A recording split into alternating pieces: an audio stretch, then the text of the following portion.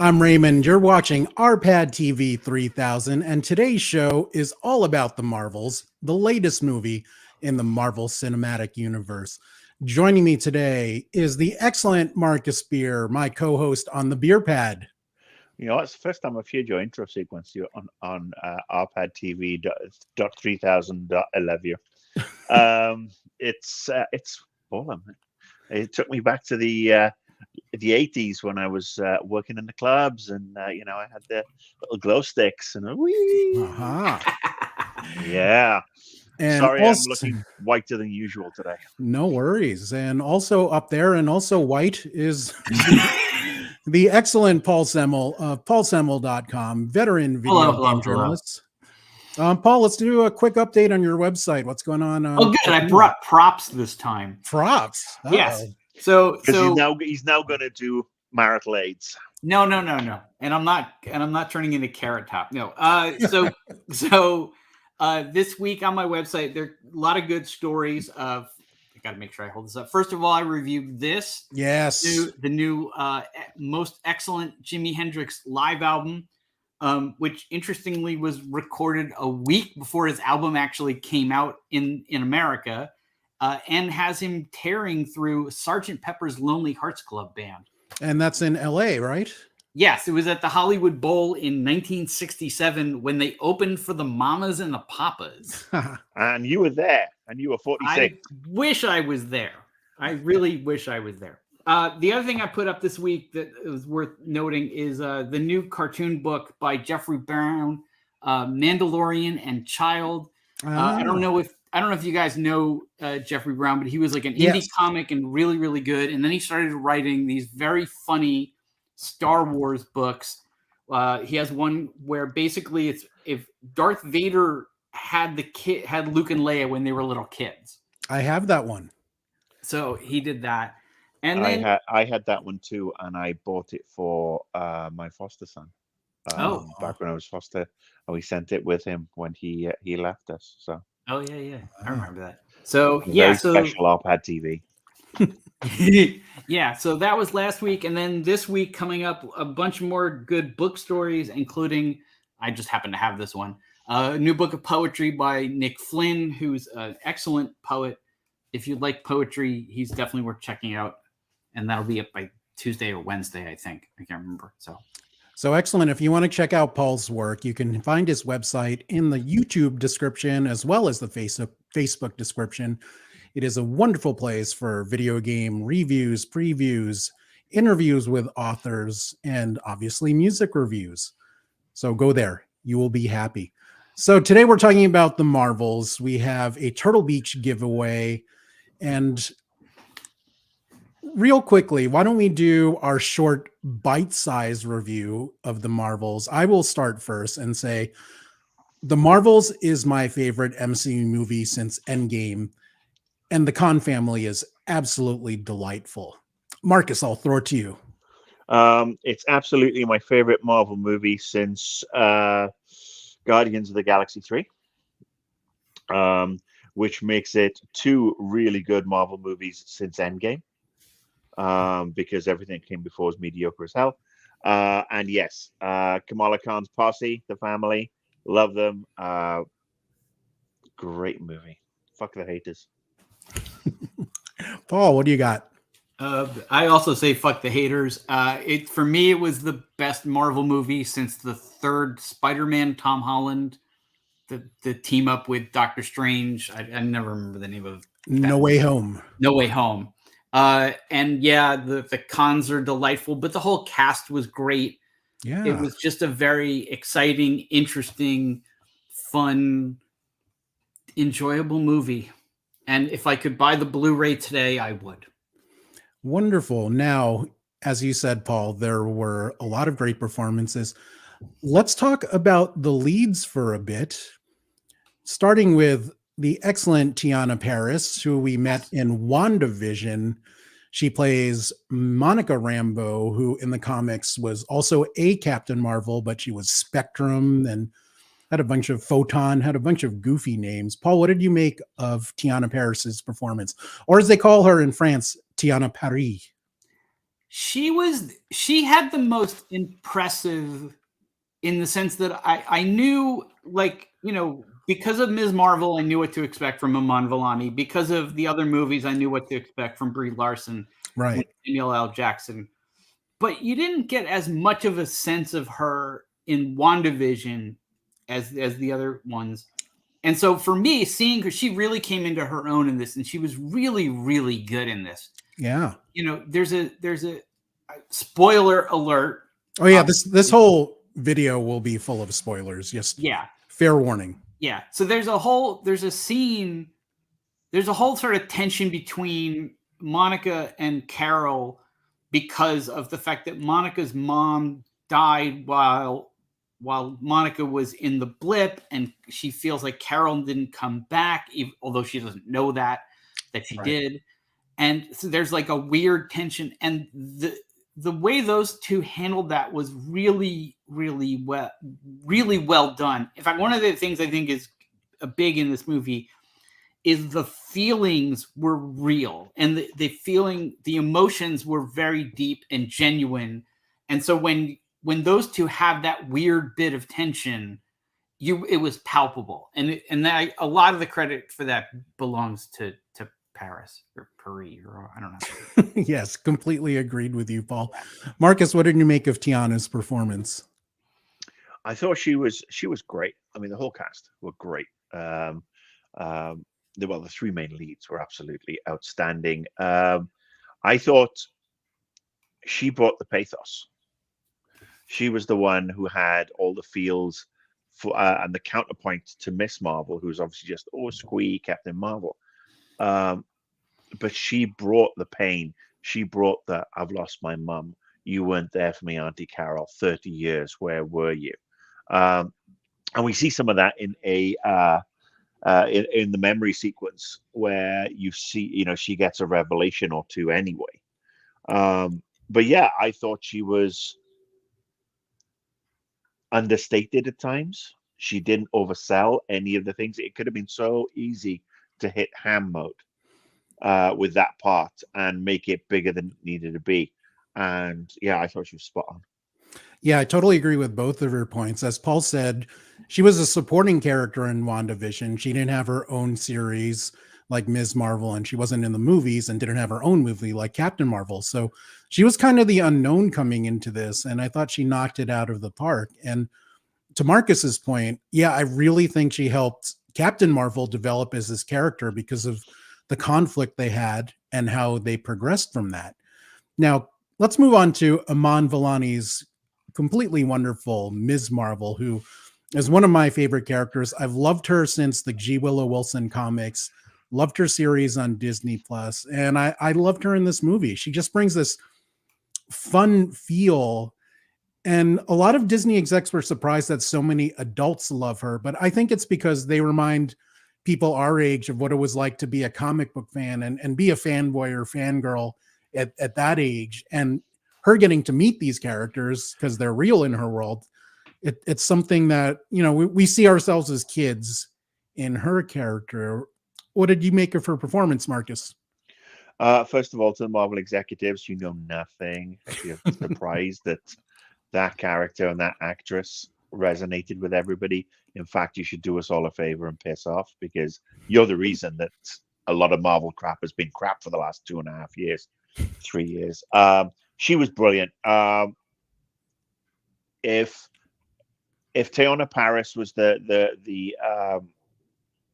soul of the movie, with her feelings and everything and her background, Iman Vellani was the heart. Right. She was the heart. Her family was the heart. She brought the infectiousness, the enthusiasm that we saw in Miss Marvel, and she built on it. Again, so tempting to go over the top and that and the other, and she didn't. And I think that's also down to a lot of credit goes to the director. Yes, because she Nia DaCosta could have just said, "Oh, go big! It's a Marvel movie. Let's do this." Blah blah blah, and she didn't. And a lot of it's very tight, and a lot of it just feels very real and very natural. So yeah, I mean, two leading cast members so far, two fantastic yet different performances. Actually, Bellani is sort of like more in tune with perhaps the age and experience of the characters. As well as the Right. actors. And you, Paul, I know you're a big fan of Ms. Marvel as well. Oh yeah, yeah. Well, I absolutely agree with everything that Marcus just said. One other thing that I appreciated was they let Ms. Marvel be a kid, and Yeah. they let Ms. Marvel be inexperienced. Like I love the scene where she gets flipped in and she's somewhere, she doesn't know where, and there's a cat, and she's like, "Why is there a cat?" And then all of a sudden the tentacles come out of the cat's mouth because it's not a cat, it's a flurkin.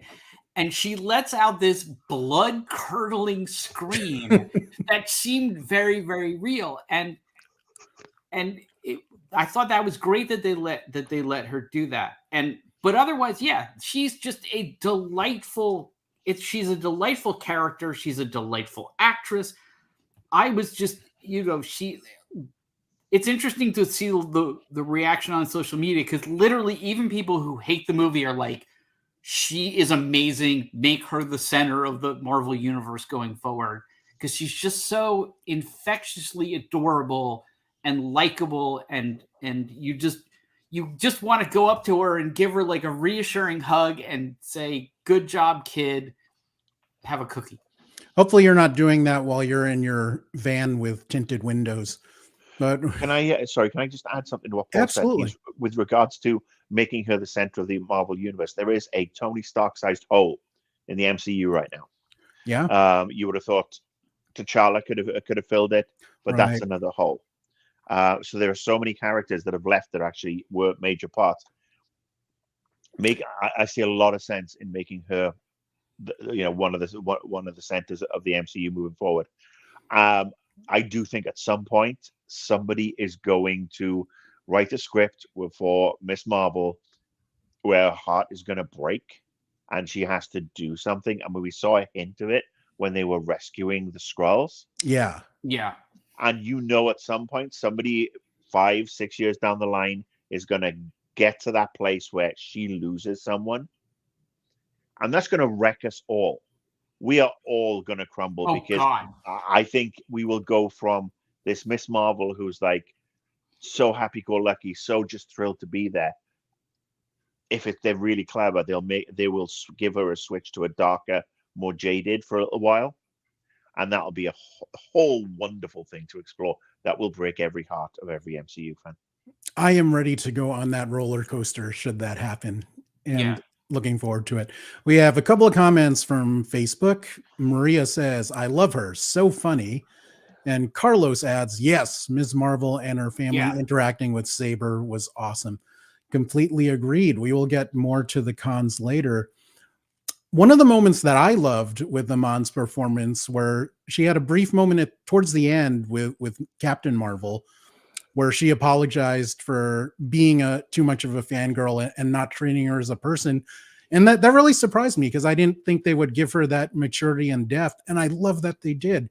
It just made the character, that was part of her evolution. I know these are her heroes and she's a superhero fangirl, but seeing them and treating them as people was a great thing for her evolution. And I love that.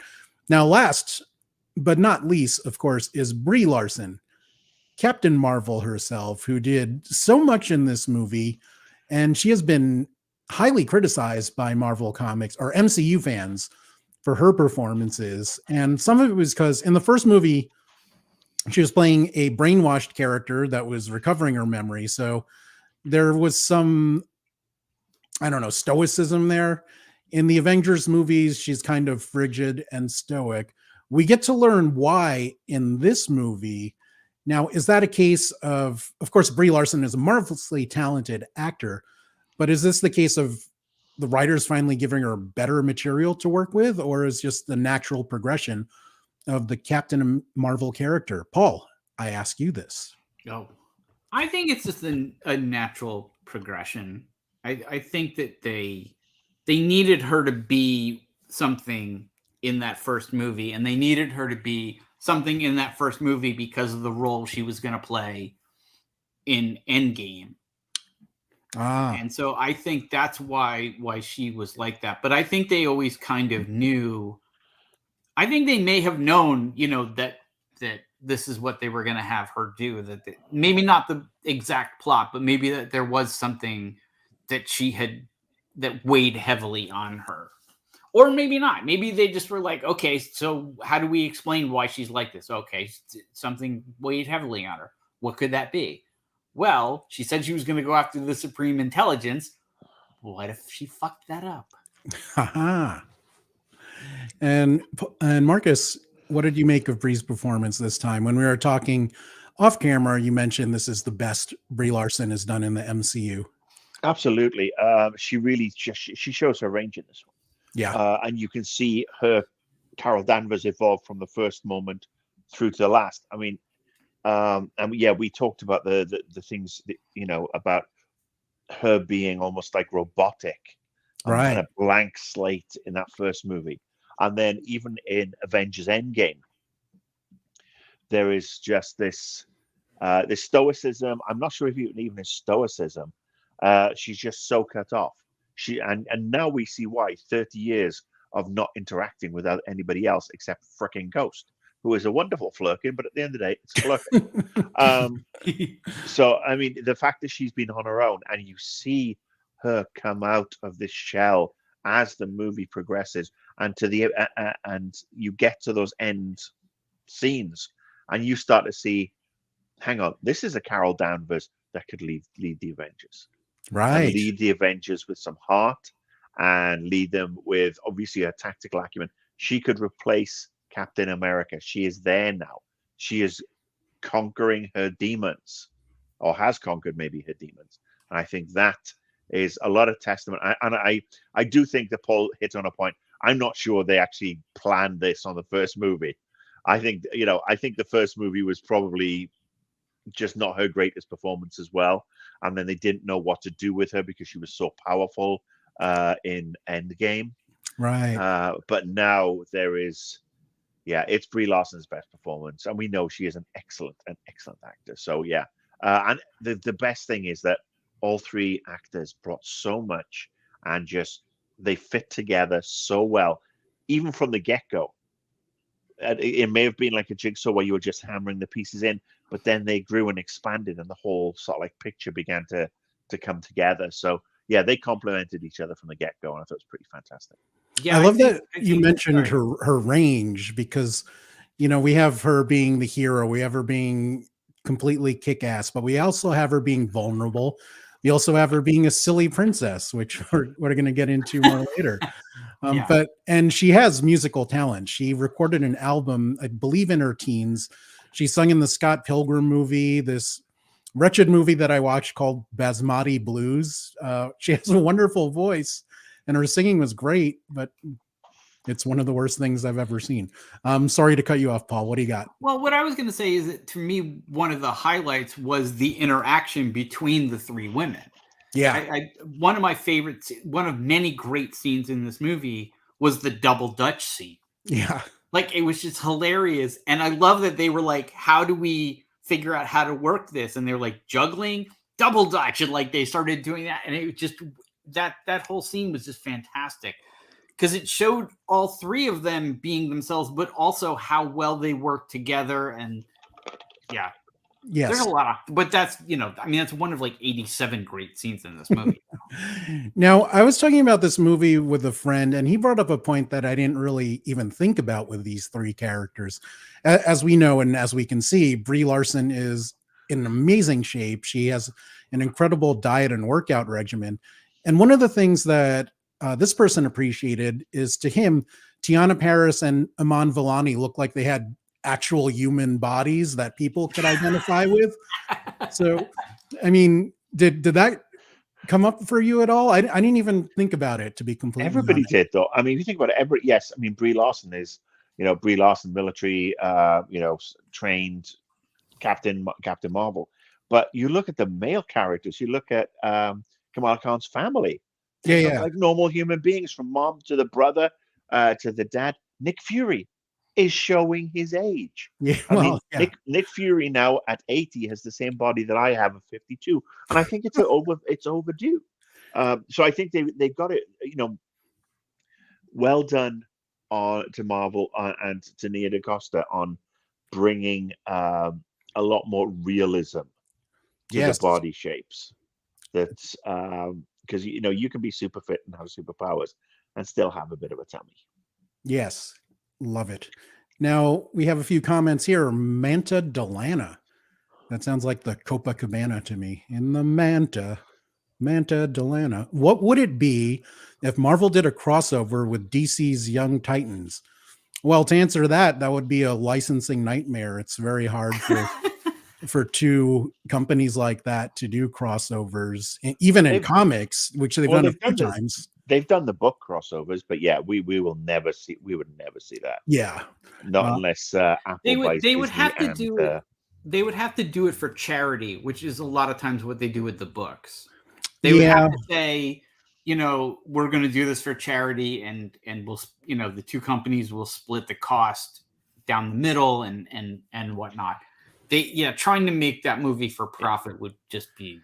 But I don't even think they could do it in a movie, because if you remember the Amalgam comics where they had different heroes face each other, it was like, one for you, one for me. Right. Where I think they had like Wolverine fight Captain America or something, and all these different fights. Oh, by the way, I have a very good conversation with Marvel.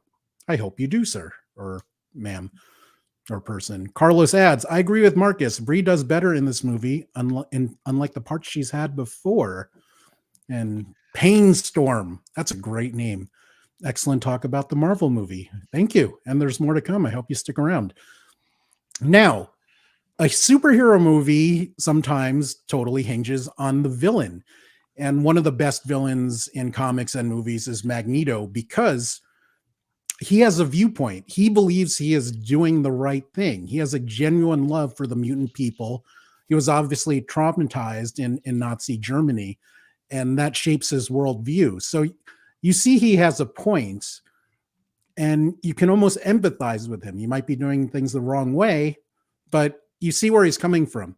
Dar-Ben is the big bad in this movie, and her people have been traumatized because of Captain Marvel's actions. But how was she as a villain? I mean, to me, I liked her viewpoint. I liked where she was coming from, but there was something kind of missing there. I don't know. What did you make of her, Paul?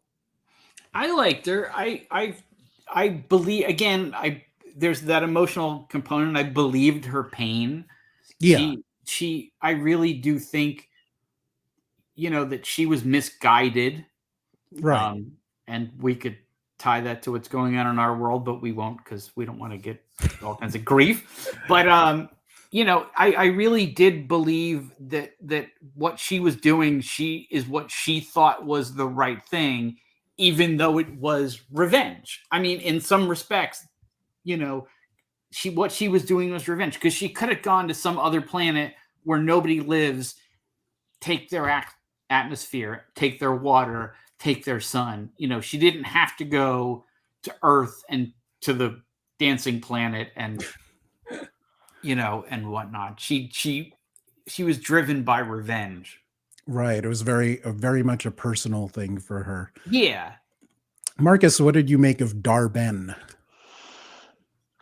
Dar-Ben the villain, a lot of potential. Dar-Ben the performance, pretty shit. Into every beautiful day, a bit of rain must fall. And I'm sorry, no offense to the actor who played the part, but total weak sauce as a villain. No presence whatsoever. Especially as we followed on from a few really good villains. I mean, even Love and Thunder had Christian Bale as Gore the God Butcher, and he was the only good thing about that movie. And then you go to Ragnarok, and we had Hela, and Kate Blanchett owned the screen again. Despite that movie being brilliant in general and so many high points, Kate Blanchett owned it. They skimped on the casting this time. They could have gone for a much better actor. And again, no offense to the actors, just the way I feel, who could have really brought some anger, some more emotional range to it. It's just felt like, angry big stick.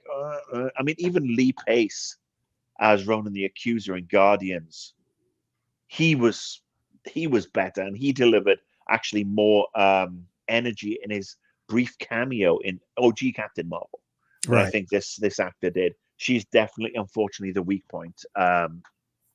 But thankfully, the positives with regards to the interaction of the key trio, more than paper over the cracks.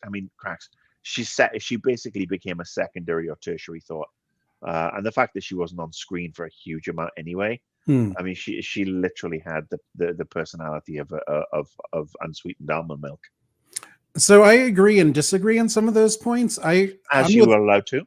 I'm with Paul that I definitely felt her anger and pain, but what I didn't get from her was what I got from Magneto, in that I didn't get the sense of her love and caring for the Kree people and wanting to see planet Hala, be healed and become a better place. So she seemed too revengey for me and not vulnerable enough. You didn't get the sense that caring about Hala was secondary to her revenge, which I didn't like. I think that could have made it better. And the actor's name is Zawe Ashton, who is now part of my second favorite power couple in Disney. She is married to Tom Hiddleston.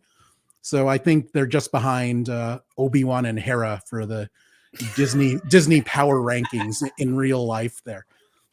Now we have some more comments here. Maria says, I empathize with Magneto. Darben was a one-note villain. That's what I'm saying, Maria. I wanted more feeling for the Kree and more love for Hala. And I also love saying Hala if you hear me. So Carlos adds, I feel like Marvel still fails at villains. They've been inconsistent. So I agree with that. The last few, I think, after Thanos, they didn't really know what they were doing. You looked at Eternals, you looked at Black Widow. They didn't really feel that good. But, even Black Panther, Wakanda Forever, I mean, they ruined Namor. Absolutely ruined him. No offense to the actor, but I'm sorry, that was bad writing. It was a bad movie the more times I watch it anyway. But yeah, if you look at the High Evolutionary, now that was a brilliant bad guy. Yeah. In Guardians 3. And you look at Gore, and you look at Hela, and even going back to Killmonger in the first Black Panther. I mean, these are character actors with presence. Right. And if you don't bring that presence to a comic book movie, it just capsizes, because you've got three actors, and it maybe is hiding for nothing. It's nothing for the actor who played Darben.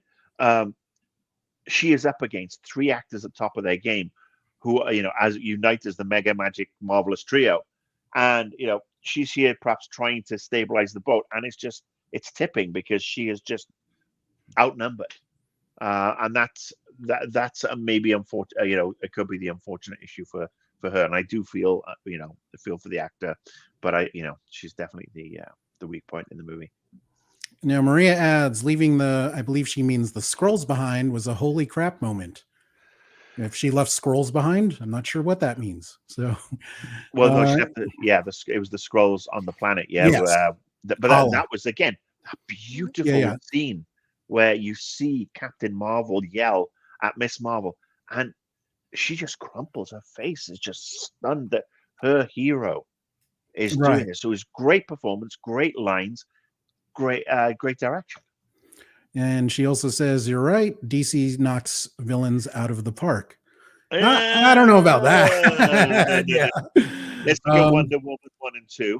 Let's look at Just Arse League, because let's face it, that bad guy is pretty horrible. The only time that the villains have been really, really good in the DC, in my opinion, is Chris Nolan's trilogy. Yeah. But I mean, that's not part of the DC EU.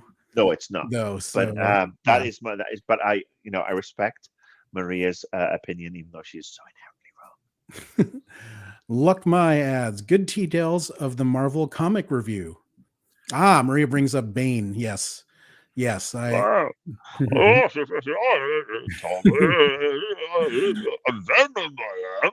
want to tape like a garden fork on my face, or actually that's more of his more of his what's that desert movie he's in? That's the Mad Max movie. Oh, Mad Max Fury Road. Yeah, he has Yeah. like a He garden. has like a fork in his Yeah. face. Yeah.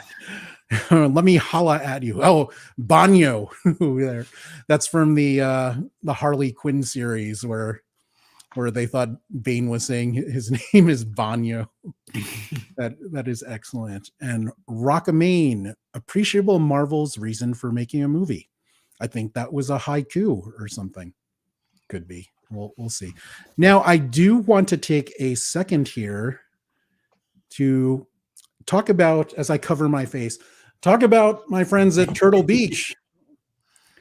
If you are watching this video and are a Facebook follower of mine and you leave a comment on Facebook, you have a chance to win these two excellent prizes. Here is a Turtle Beach Stealth 600 Max gaming headset. And here is a Turtle Beach Atom controller for iPhones. Now, you need to have a US mailing address. You need to be a Facebook follower of mine, and you need to leave a comment on this Facebook video. We have more prizes coming up for Turtle Beach. Next week, it'll be on YouTube. Now, let's get back to the show as I try to juggle all these things. I thought this movie had a wonderful supporting cast. I think we're pretty much all in agreement on which supporting actors stole the show. Marcus, Marcus, why don't you take this one first? It's the Flurgan Kittens. Has to be. No, I'm kidding. It has to be the Cons. Cons! I thought, again, they just carried on their stellar work from Miss Marvel, but this time there is more equality, more parity between the members of the Khan family, and that's, I'm bringing Kamala Khan into this as well, in that you can see now that, I mean, the mom, who's always a total baller, is more. She is, again, she is there. She's the nurturing presence. The brother is like just along for the ride and just having the best time, and the dad is, the long-suffering dad is just being, what he is. But they've all these characters have evolved as Kamala Khan's powers have evolved. They're obviously more accepting of it. Yes, there's they can't help but what did you do? Why is Captain Marvel chucking people around in our living room? Of which, by the way, Kamala Khan's reaction to that Captain Marvel was up in here, up and down the stairs, again, priceless. But I think they were absolutely fantastic. I will also give a shout out to some of the Saber crew, especially the 346-year-old man. And I will say that Nick Fury was Nick Fury. Yeah. In this. This good rebound for him, by the way. This is the best way that we could wash that sewer taste of Secret Invasion out of our mouths. I mean, in fact, if Marvel want to go and do a HBO Warner Brothers Max thing and delete Secret Invasion from our memories, from our devices, and Maria Hill's still alive, and that would be great, because this is the total antidote for that shite. Paul, who were your favorite supporting characters? I mean, again, it's the Cons. I mean, they were just so good in this and so real, and you really do believe there's that relationship between all of them, not just between the mom and the dad, but the parents and the kids and whatnot. But I also really loved their sort of interactions with Nick Fury, which I thought was hilarious and very mom-ish. And it's funny because, like, one of the things that people have talked about is they said that the great thing about the Ms. Marvel show and now with this is, we're seeing what Pakistani immigrant life is like in the United States. And isn't that great that we're sort of highlighting this? But at the same time, one of the things that comes across is how not different that is, how relatable it is. Like, there's a lot of my mom that I see in Kamala Khan's mom, in her overprotectiveness.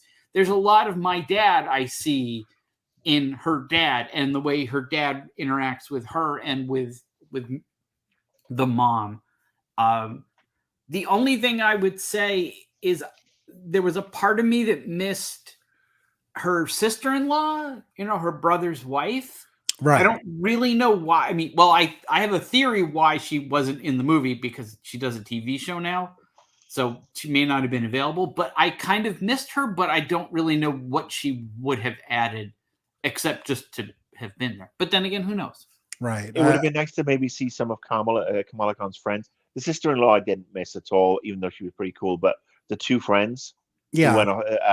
Bruno and Nakia. Bruno and Nakia, yeah. It would have been nice to have a moment with them, maybe towards the end, post credits, where she's sitting talking, and they're like, "Oh, you did this, and this, really?" Blah blah blah. And Captain Marvel flies down behind them, and just to have that funny little bit, that might have been nice. Yeah, I agree with both of you that the cons really made this movie for me. I loved when Muniba was speaking and saying, if Nick Fury doesn't take care of you, I'll kill him. And I loved her little speech in the beginning, like, is Captain Marvel pressuring you? Is she making you do things you don't want to do? I thought that was hilarious. And then Yusuf, when they were on the Saber headquarters, talking about, saving for retirement, like, it's never too late to start saving, and it's never too early. That's such a dad thing to say. Yeah. And then probably more than any other Marvel character, I identify most with Amir, because I'm a brother and I'm sarcastic. I don't know if you guys have noticed this in the decades you've known. No, me. not at all. I don't know what you're talking about. I love that line he had when they're going off for the big fight, and he's like, don't leave me an only child again, not with these two. And then, I thought all of them were just hilarious, and I just want to see them interact with every Marvel superhero. I think that would be so wonderful. Oh God. Now, let us check out what's going on here. Caleb, late to the party. Laszlo Lenny, along with the man with the glasses, said, I agree. Yes. Hey, where did our names go? Are they still there? Oh, no, there they are. Beer. We're still there. His name is Beer. You're a brother? I am a brother. You know I have a brother, Carlos. Now, going to our next point, early on in the movie, they established this gimmick after touching a mysterious force field that has them switching powers. Now, this could have been really cheesy and really corny, but I don't know. I think it worked, and they did a good job of it. And we got that montage scene that Paul talked about before. What did you make of this switching places gimmick? Was it used well? Did it add to the movie, Paul? I thought so, because it wasn't overused. I mean, it was in there a lot, but it wasn't. They could have done.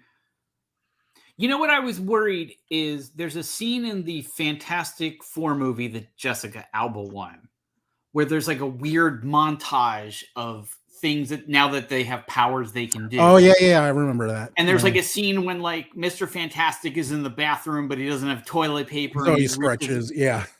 And it was just groan inducing, because it was just so cheesy. And they could have very easily done something like that, and they didn't. Everything was deserved, and I like that. And it served the purpose, as in the montage that you talked about. It should. Right. In the montage, I mean, first of all, that was very entertaining. It was very well done, but there was also a point to it, because they were like, how do we have to do this. There's no other way. How do we do this so we can actually like do it? And one of the things that I loved is when they finally did get into a fight, there's a point where they do it and they goof. And Monica like shoots a beam thinking she's going to shoot at somebody, but she didn't, because they switched and she shot nowhere. She's like, and I like that they didn't get it right the whole time. So, yeah.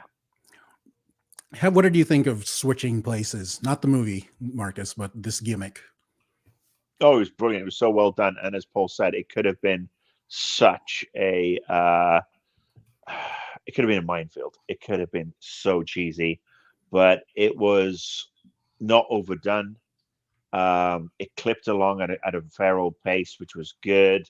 It had different things in it. I mean, it wasn't the normal montage of, people working out and running in the snow. And, the double Dutch was great. And the juggling was great. And just being able to switch around, because they did these basic coordination things that you should do. It Right. all felt like physiotherapy. Ah, And I think that's what made it so much better, is that it's this physiotherapist, this PT where they're connecting, they're starting to work as a unit, and they just it was just great. Loved it. Fantastic. Well done, Nia DaCosta. right. To your point, when I think of montages, I think of the Rocky movies, where they're training and sweating and grunting. And this was such a great contrast to it, but it served a purpose, as Paul said. They needed to be coordinated to fight effectively. So they had to sort that out. And they had a long spaceship ride to do that, to the planet Aladna. Now, this seems to be a controversial point with some viewers. The planet Aladna is filled with a race that communicates primarily in song. So it was a big singing and dancing number that some of the people that saw the movie hated it, or at least they say they saw the movie and hated it. I found it delightful, but that's also, singing is a big part of Filipino culture. If you go to a party of Filipinos, there is invariably a karaoke machine set up. We sometimes, when we were kids, they make us do musical sketches. So, I loved it. My only complaint was Prince Yan, who was played by a wonderful Korean actor. In my head, I just thought it would have been hilarious if he were played by one of the members of BTS, preferably Jimin. You stop with your BTSing and your K-popping. I think it would have been funny, but of course they have a. I think that would have been funny if he was actually the guy from BTS. If that was the whole point. Yeah. Not that he was playing a guy. Not that it was a guy from BTS playing a different character, but it was Jimin is secretly an Prince alien. Yan is secretly a guy in BTS. Yeah, that might have worked. Otherwise, I think any sort of like cheesy cameos on that one would have just totally over egged the pudding, as we say in the UK. Yeah. And I love that Kamala was really into it and doing dancing and everything. And like, why aren't you guys dancing? That's another one of my favorite moments from the movie, is like, they don't even draw attention to it. You see them walking and like, she's all doing this. And then she's like, why aren't you guys dancing? And like, Monica starts to like do a little. She's like, I am. Like, I am. It felt like Bollywood. Yeah. It felt like a bit of Bollywood in the middle of the MCU, and it didn't go on for too long, which was great. Right. The music was catchy. And I think there is definitely a place for this, especially after we watch Barbie and the whole, Ken song. There's a place to have this little bit of levity and to have this stuff, if it's done really well without having to give that wink to the camera. Right. And so, yes, the fact that it did feel like a Bollywood thing really worked for me. I really enjoyed it, because I'm kind of a sucker for Bollywood dance numbers. Yeah. But yeah, I thought it fit, and that's why I think Kamala Khan was so into it, because she's like, oh, okay, well, this is some Bollywood shit. I mean, I can get down with this. I mean, no offense to the main prince, Prince Yan. I didn't recognize the actor, but he did, again, a great job. Love the thing with, he's bilingual. Yeah, that was a great, another great line. But I mean, Brie Larson was great with her singing and the dancing, and it was just a bunch of fun. It was fun upon fun upon fun upon fun, which is a good thing for a Marvel movie.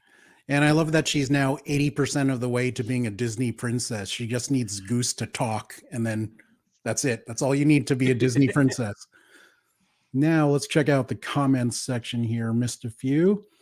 Caleb says, I haven't seen it yet, but I'm looking forward to it. Translation. Well, why are you watching this one, dude? Because we're spoiling it for you. He's leaving a comment so he can win the prizes. Smart boy. Meet Maine. We're getting great usernames. The man with the beard makes a very good. Which man with the beard? Is it me? Yeah. Which one is it? The beard and the glasses and the accent, or the other one?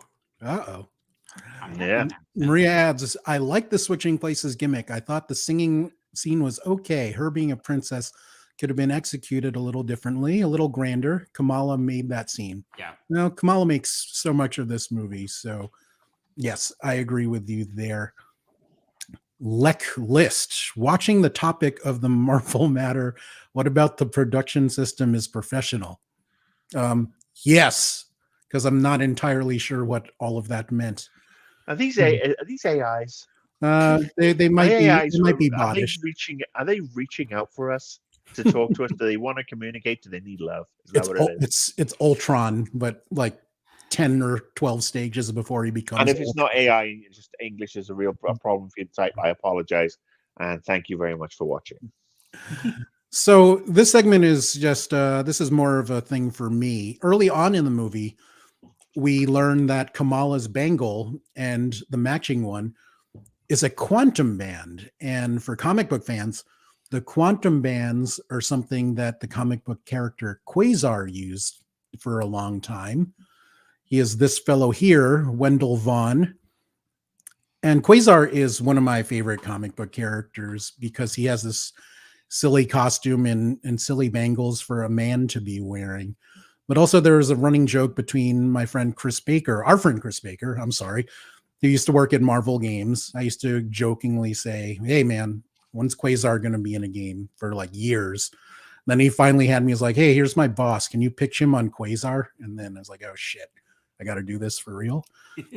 And when Chris got married, I officiated his wedding and he gave me this Captain America and Falcon comic book, which has the first appearance of Quasar. So Chris has not seen the movie yet, but I am so excited for him to see this just for the quantum band moment. I'm guessing quantum bands don't mean anything to either of you, but just in case they do, I'm asking. It doesn't really mean much to me, but I did like that was the thing that made this move. You know what I mean? Because I like that it was something that tied in, because they could have very easily just been like not had that. You know what I mean? They could have very easily just not, had her just gain the power from the hammer of dawn or whatever it's called, and just do it that way. But they said like, no, let's like have there be another bangle, and now of course Kamala has it and can use it and do the Wonder Woman thing, which I thought was funny. Although I don't think that was intentional. I think they just, they were like, you do that. So, but yeah, so I thought it was a good plot point. And I don't know, maybe we'll get Quasar in a movie one day. Although I think it'll be interesting now to see if they will touch on how Kamala's ended up on Earth and was sent by her grandma. Right. Or is her grandma some sort of superhero from another dimension? Well, no, it was her. Yeah, they were exiled from their dimension, which may or not be some dimension we're talking about later. Yes, I mean, but like, I mean, I do remember that, but it's really interesting to me that if that band came from a dimension, right? The story said that there were two bands. Yes. So is there a third band out there now? Because this one is from another dimension, which means that somebody else has brought this one in. So hang on, we've got three bands. No, I always thought that was the other band they were looking for, and I'm just going back to based on what you said. I was just saying. Not following you in the third band, but they The never. idea of a third band is if one band has come from another dimension. Both bands were from another dimension because they were searching for both in Ms. Marvel. You remember when they were excavating and they said they could not do it with one. All right. Okay. Carlos brings up. Go ahead, Paul. Well, I mean, it becomes a question of, well, how did that second band end up in space in a box buried on a moon? Yes. I don't think we'll ever know. I don't think that they'll ever explain it, or if they do, they'll put it in like, some like encyclopedia book that says like, oh, and this happened and blah, blah, blah. Like, I don't think we'll ever see that in a movie, but I don't necessarily think we need to. Right. We'll see some Marvel quantum jewelry. Now, Carlos says, I always thought that Shang-Chi's rings were the quantum bands. So now I'm wondering what they could be. Yes, they have alluded that the 10 rings of power or whatever, that has a bigger place in this phase of the MCU, but They never expanded on it yet, but maybe they'll do that next. Well, they could be this dimension's quantum bands. They just take a different, in this dimension they take the form of rings, and then in the other one they took the form of gauntlets. Realistic says creative of Mr. Paul and the goal of Marvel. Yes. I try. Maria says, talk about getting the bands back together again. Yes. But my head was thinking about the Bangles, that wonderful girl group with the lovely Susanna Hoffs. Carlos adds, her great grandma found them in a cave that had the 10 rings. Yes. Yes. This is all interesting. So maybe they are from another dimension. That could be a That's point. true too. Yeah. Yeah. Maybe like an entire like jewelry store got transported over. Now, I want to talk about a scene that, as it was happening, I kind of couldn't believe it was happening. This was, of course, the evacuation of Saber and their plan to let the crew get eaten by flurkins so they can all fit on one escape pod and go back to Earth, with a PA announcement saying, "Stop running. Let the flurkins eat you." As Memory from Cats was playing, it was so ridiculous and wonderful. And I thought it was so silly, and it worked. Do you agree, Marcus? Oh, I mean, as soon as I heard the strains of Memories, in fact, I would like to see a new movie version of Cats, but with just flurkins. I think we would have done way better than the version we got a couple of years ago. Oh my God, I forgot about Yeah, this was brilliant. I love that they just treated the flurkin babies, and it was kind of telegraphed. As soon as you saw the flurkin babies pop out, little kittens pop out of the eggs, you're like, oh God, guess what they're going to do? Because they did set it up from the beginning that the flurkin can swallow, as they did with the bad guys at the very beginning of the movie. Right. Well, the humans. Oh, not the humans, the trees. Remember, goose swallowed them, then spat them out a little bit later. Right. So it goes to show that they're not necessarily digesting them.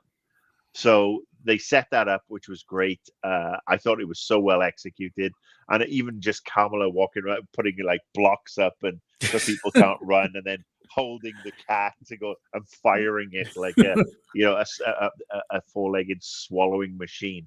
I thought it was brilliant. I thought it was such a great bit of comedy, and that song playing in the background. I turned to my wife and said, "Oh my God, it's freaking Memories from Cats," and we just laughed our asses off. Paul, what did you make of the use of Andrew Lloyd Webber? Pretty inspired, I think. For me, that scene and the singing planet scene, those are things that if I hadn't already been loving the movie at that point, I would have hated those scenes. Like if I was not already invested in the film and everything else, like if prior to either of those scenes I was hating it, I would have been like, oh my God, this is stupid. But because I was loving the movie, because I was they had me, they enveloped me, I was there, it worked for me. I think, and that's like you mentioned, like the people are not loving the singing scene, and it's like, yeah, but if you've bought into the movie, you're in hook, line, and sinker, then these scenes really work, at least for me. You counterpointed to the Sam Raimi Raimi Spider-Man movies, where they have those musical interludes, exactly, which are just so out of character and cheesy, and they're the ones that don't work for me. But this one, because, as Paul said, everything was just popping along at a great rate. Everything was fun. It's like somebody remembered at Marvel, oh, guess what? Movies can be fun. They don't have to set up everything. And it was great. They can be fun, but not too much fun. Like, you don't want to go as far as Taika Waititi went in Love and Thunder. Yeah. Well, you don't want to go. Yeah. You don't. Yeah, you don't want to. I mean, don't get them started on Love and Thunder, Paul. Okay. Sorry. All right. No. Moving on to the next topic. So I think this scene and Aladna added to the feel of this movie, which a friend of mine commented. he said, "This is the best summer movie I ever saw in November." And it was originally an early summer release, but it got delayed at least 3 times that I know of. So yeah, tonally it's supposed to be a summer movie, but because of delays, it ended up in November. So there is a reason for that. Oh, here's another one. uTorrent photos. I would prefer that they talked about the Captain Marvel series. There is not a series. It's a bot because we have the same comment twice. Oh no. Carlos says you never go full Taika. That's pretty funny. Now, this series ties into a bunch of different shows and movies. Obviously, it is a sequel to the Captain Marvel movie. Tiana Paris's character was introduced in WandaVision, and Ms. Marvel has her own series. Now, how did the tie-ins work in this? There's also a scene later with a tie-in to the Hawkeye series. So some of the people that are seeing the Marvels might not be familiar with Ms. Marvel, which is something Paul mentioned to me earlier. They might not know who Monica Rambeau is, and they might not know who this young Archer is towards the end of the movie. Marcus, how did you feel about the use of tie-ins? Was it just enough or too much, too little? No, it's fine. Absolutely fine. There was enough. And the mark of a good tie-in for me, as somebody who spent a lot of time in PR and marketing,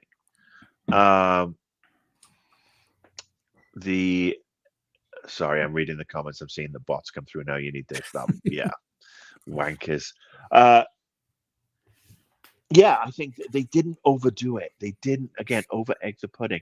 And it's funny for a movie that is a perfect summer movie that came out in November, right.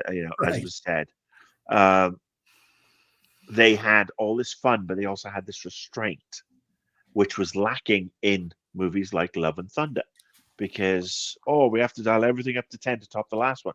No, you can be a bit more restrained. You don't have to have all these things set up.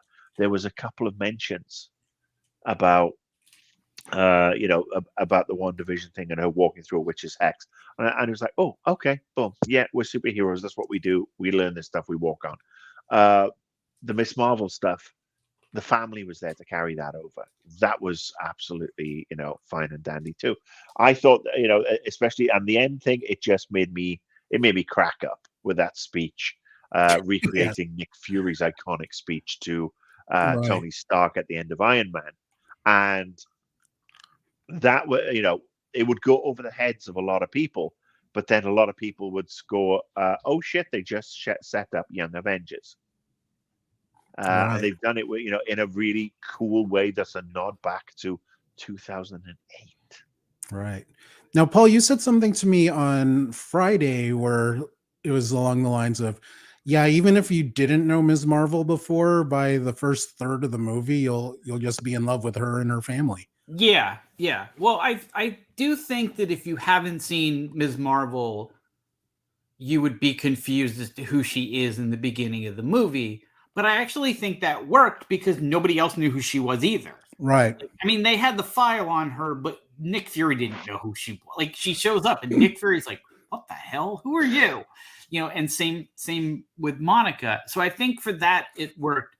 Less so with Monica. Like, if you hadn't seen her in WandaVision, you'd be a little confused. But I think over the course of the movie, you get to know them more and more. Even if you've seen those things, you get to know them more and more. And so I think that really worked. As for the Hawkeye one, that to me is a little thing. You don't, like, if you don't know who it is, okay, whatever. I'm not really that concerned. Though for me, it was fantastic because as I've said on your shows before, the idea of Ms. Marvel and Kate Bishop teaming up, especially with Cassie Lang, right, it would be absolutely fabulous. Although I will say this also, I wish I had been in the room when Iman Vellani found out that she was going to do this scene, because you just know that she had the biggest shit-eating grin on her face and that it just made her year. Like, that she was like, oh my God, I get to give Nick Fury's speech. Right. She is like the character. Amon is a huge Marvel fan and loves these movies. And you just know that when she got to do that scene, she was just like, this is the Kate best. Bishop. Did you think you were the only teenage superhero out there? But it does tap back to the conversation about Miss Marvel becoming the Tony Stark, the beating heart of Marvel for the next 10 years or so. Yeah. It really does. They put it right front and center. And obviously we saw Hulkling at the end of...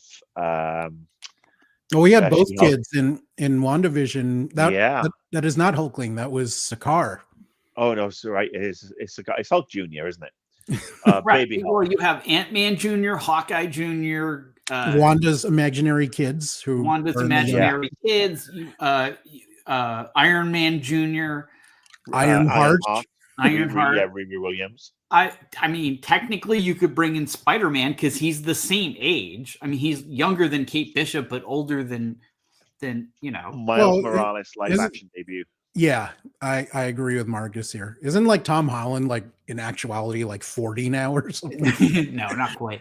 America Chavez too. Yes. But it would be interesting to see if they looked at Spider-Gwen, because who voices Spider-Gwen? Yes, Kate Bishop. She'll be doing double duty. Haley, or as Zach Galifianakis Chironed her, H. Lee Seinfeld. Haley Steinfeld, who is part Filipino. Go girl. Very proud of you. And Carlos is actually going to segue us into our last and final segment. It was cool that they only had a mid-credit scene. Oh yeah. I got to get to this one by Maria. Yeah. I agree with man with a beard with no glasses. I have a name. You do? I am one, not a beard. I am a free man. I fell in love with Miss Marvel's family, her brother, the family fight scene, the fangirling, and talking about being part of a team. And Carlos says, I agree with the brown man with a hat. She is part Filipino. Well, I mean, this is not agreeing with me, Carlos. This is factual. So that is not an opinion. Now, there was a very big mid-credits scene. I will take the lead on this one for a while. Of course, we get to the really big one, and he takes the lead stuff. Well, no, there's a minor character that I don't know if you'll remember. Monica Rambeau saves the day, but she ends up in another dimension where she encounters someone that looks just like her mother. They bring back Lashana Lynch, but it is not Maria Rambeau. It is a mutant named Binary. If you're not familiar with Binary, she is this lady who was Carol Danvers. This was who she was in between her stints as Ms. Marvel and before she was Captain Marvel. They gave her this silly flaming head. The setup was that her powers were stolen by Rogue and she couldn't fully get them back. And they gave her another set of powers, which made her look completely ridiculous. But I love that they turned this silliness into an interesting twist at the end. And we have Kelsey Grammer coming back as everyone's favorite Bluford mutant. Marcus, what did you make of this mid-credit scene? I admit I grabbed the wife's arm. I was like, as soon as I heard Kelsey Grammer's voice, I was like, oh, fuck, I know where they are. And I've actually read a few pieces in the last couple of days that really fleshed out what we're looking at. Obviously, we're looking at... I think the consensus is this is Days of Future Past, X-Men, where Logan's come back and he has saved the day, and everybody's alive and kicking. So it just opens the door, right? And yes, the big X, the Cerebro X. Charles will want to know the update. CGI Kelsey Grammer, who, as you said, is having a banner year. I mean, his show's back. Frasier, and now he's back in this. And it's now obviously everybody's like, what the fuck? How are they going to do this? How are they going to do this? Different dimension. And you and I did discuss, I told you my theory. Yeah. Why don't you share it with people? Okay. So my theory is Secret Wars is when you're going to get, I wanted it to be the OG Secret Wars where they just create battle world by pulling stuff from different dimensions and different planets. But it looks like it's going to be the 2015 Secret Wars book, where you have well, it's not great, but it's the incursions, it's the Right. Stargates. That's what they're using these incursions as to. It's the start of the Beyonder, or Kang in this case, pulling people out of dimensions, etc., etc. I think we'll see more of it next year in Deadpool 3, because we know we've got Hugh Jackman as Wolverine. And I think that's when Secret Wars will bring the X-Men in, probably with several other heroes, Fantastic Four, etc. We'll get them all pulled into one universe, and then they will kill off the alternate dimensions. They'll kill at least one Earth, because that's what they did in the book. Right. But yeah, we'll see more dimensions centralizing with a view to these different characters working together. Yes, it's going to be a party. Paul, do you have a theory, or what did you think of the mid-credit scene? And do you have a theory on how they're going to unify everything? Or will they? I don't have a theory. And I'm also not convinced that that's the X-Men universe from the movies, because Beast looks different. Now, you could very easily explain how he looks different, because he's older, or, he just looks different. He changed conditioner. They had more money for the CGI budget and didn't want to put him in prosthetics. I actually preferred him for prosthetics, to be honest with you, because Marvel's CGI of late has not been up to scratch, and there's no way down to the animators and the artists involved. That's down to the shit that Marvel and Disney have been pulling. But yeah, it's that universe. They're setting it up. They're setting it up for one last freaking hurrah. I mean, we know that it's not the one from Doctor Strange, because he mentions Charles, and Charles got killed in that one, so it's not that. But it doesn't have to be the movie one. It could just be, because how many of the people from the old X-Men movies are going to want to come back? Jennifer Lawrence isn't going to want to come back. I don't know that Patrick Stewart wants necessarily. Well, he probably would. Halle Berry may not. I think it may be set in that universe, that timeline, after Wolverine, fixed a bunch of stuff, to actually allow those characters to be back in. You're right. We may not see the same characters or the same actors, because some of them have aged out in the case of Magneto and Charles in particular. Right. But I think we will probably see grown-up X-Men in moving forward, and not the kids that we've seen in the last couple of movies or the first class movies. So I think that's where it's going to perhaps retcon it to a certain degree. But I still think that it's still in the Days of Future Past timeline, but we might just see these different actors. Because the other thing is, I'm not 100% convinced that Hugh Jackman is playing Wolverine in Deadpool. I think it's entirely possible that he's playing Hugh Jackman, the actor who played Wolverine in a movie. That would be hilarious. That would actually be mental. I mean, he'd be dead. But they've said that Deadpool 3 takes place before Logan in the timeline. Well, they've said that Deadpool 3 does not negate. No, I read a thing where it said it happens before Logan. Right, but that doesn't necessarily negate what Paul said, which I don't think will happen, but still would be funny. Yeah. We'd see a lot more singing and dancing. Aha.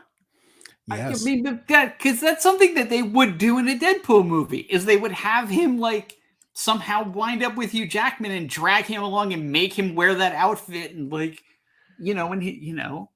Oh, okay. There are people complaining about the outfit having sleeves, and it's because Hugh is sensitive to skin cancer, so he wears the long sleeves when they do outdoor scenes. So come on, guys, give him a break.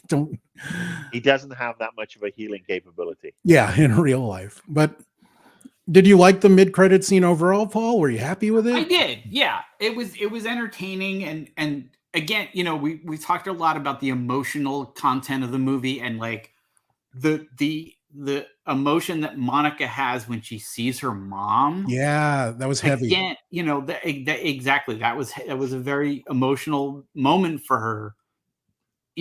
And again, all credit to the actress, totally believable.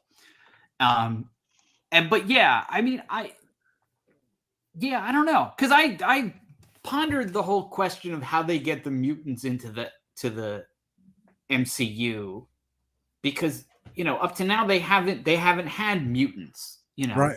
So why Kamala Khan's the first. She's the first they've mentioned. Yeah, but even if there were mutants all along, Charles is supposed to be an older guy. He's supposed to have shepherded this. So what would they suddenly do? Would they suddenly be like, oh, now there's like this school, but we never talked about it, and like that was, you know what I mean? That would seem weird. Well, when the dimensions are merging, when one Earth goes and a new Earth, right? You could do it that you could do it that way, but you can't. It's harder for them to suddenly just say, "Oh, in the MCU universe, there's been mutants all along." Well, I mean, they did that with Skrulls. There have been Skrulls for decades, thousands of them, but it wasn't revealed. But Skrulls can hide. I mean, like Beast in Total Blue can't hide. Right, but not all mutants are like that. The image change, and actually, you do see Beast in the right. He can. Well, all right, but he's a bad example. But like, Sabretooth, Toad, like there's a bunch of them that like they can't like go to the supermarket. No, I think we'll. That's why I think we'll see them. Yeah, I think they are going to come from some other dimension. I mean, look, it's certainly better than the prospect of them doing Ultimatum, which is a horrible ending to a series, or Crisis on Infinite Earths. Yeah. Well, we'll see. I mean, even though the MCU isn't what a lot of fans wanted it to be lately, I still trust in Feige, even though he has been overworked. They really just have too many things going on now, and I appreciate that they're going to be cutting back in the future. So hopefully that will tighten up the storytelling and let Feige do what Feige does best. And I will say that it's been a good week for the MCU. The Loki season finale, right, was excellent. The best, probably the best episode of Loki, and obviously had been watched by somebody who knows Doctor Who, because they've been shamelessly ripping off bits of Doctor Who the entire season, and the only thing that was missing from this episode was a fucking blue box. But again, absolutely excellent, and it was seeing. I actually watched that after Captain Marvel, and yeah, it was great. As Carlos mentions, Deadpool 3 is the only Marvel movie for 2024. That is true. Captain America got delayed to February 2025, unfortunately, because of the various strikes. So next year will be thin on Marvel content, but it also will give them time to regroup, and hopefully they will use that time wisely to get the VFX done.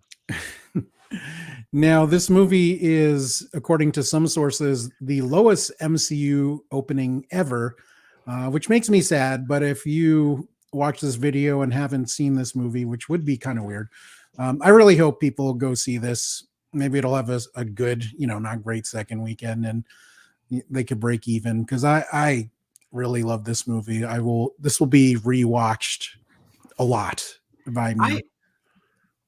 Yeah, I have a feeling that this movie is going to find its audience in kind of the same way that Rogue One and now Star Wars Solo have now that they're readily available have started to really find their audience. And because everybody that I've seen on social media, like when they watch, have found this movie, almost everybody, I should say, finds this movie very, very entertaining and really fun. And I think that when it comes to like Disney Plus, that and then especially when it comes to regular cable, like people are going to watch it over and over again and really get into it. I think I hope. Yeah, Marcus.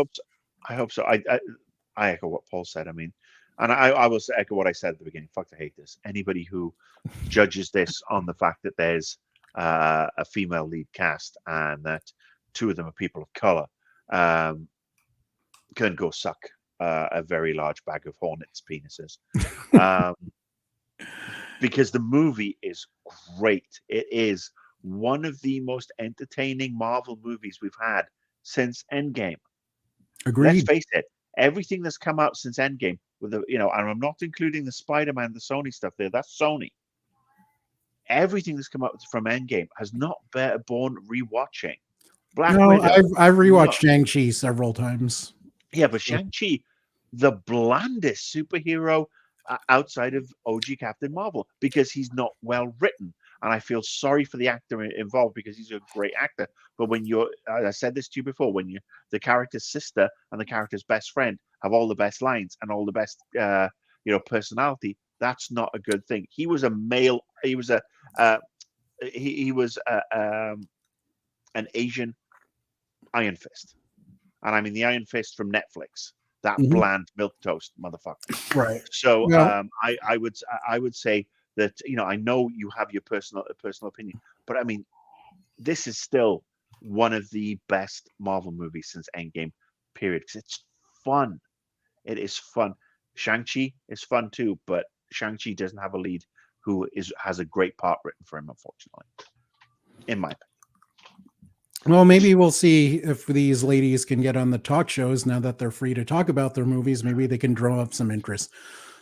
Who knows? Amon Villani is going to be on Seth Meyers this week. I know that for a fact. Right. Brie was on Fallon last week. Right. I want to see Amon Villani host SNL. Oh, that would be fantastic. I want to see that. And also, it's my mission to get as many people to watch Captain Marvel for it to go well, because if Fish Dicks 2, which is Aquaman and the Lost script of bullshit, makes more money than Marvel's, there is everything wrong in the universe, because the movie looks horrible. Momoa is great, but right, it looks like shit. The director's a hack, and DC movies suck nuts. But let's end on a positive note, guys. We have 3 people here telling you to watch the Marvels. If you really liked it, watch it again. I'm actually planning to watch it again this weekend. There's actually a bunch of movies I want to see before the end of the year, so I might get one of those Regal movie passes just to. I have the AMC pass, so I'm actually going to go and see Marvels again next week. And I want to get. They didn't have the freaking commemorative cup and bucket when I went on Thursday, so part of the reason I'm going back is because I want the cup. Damn it! So guys, go see the Marvels. 3 people telling you love it. If you have thoughts on the movie, please leave them in the comments section. All my socials are up there. You can drop me a line, like, subscribe. Remember, if you leave a comment on Facebook and are a Facebook follower of the U.S. mailing address, you have a chance to win 2 prizes from Turtle Beach. And we are back on our normal schedule on Thursday, 6 p.m. Pacific time, where we will be talking about the new Marvel Spotlight banner and what it means for the future of MCU. I'm Raymond. This is RPadTV 3000. That's Marcus. That is Paul.